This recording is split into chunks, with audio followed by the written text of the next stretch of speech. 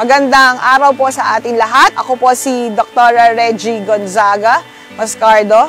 Ako po ang inyong tatlong terminong konsihal. Simula po noong 2001 hanggang 2004, 2004 hanggang 2007, 2007 hanggang 2010. Ako po'y bumabalik bilang inyong pong konsihal upang makapagpatuloy pa at makapagbigay pa po ng serbisyo para po sa ating mga kababayan dito sa ating sa Taytay. Mas kailangan po natin ma-improve ang health services po natin.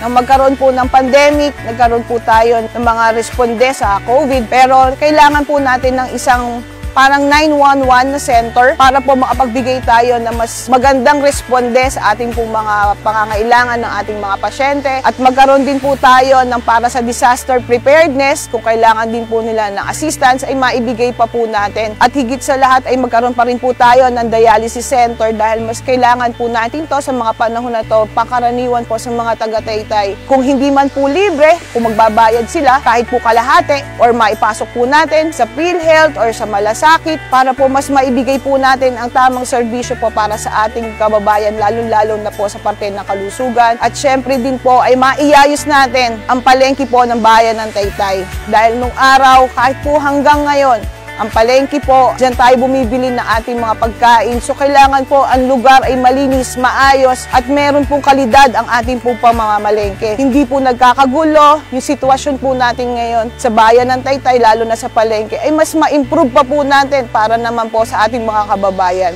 Sa ating pong mga mahal na kababayan, ako po si Dr. Reggie Gonzaga Mascardo.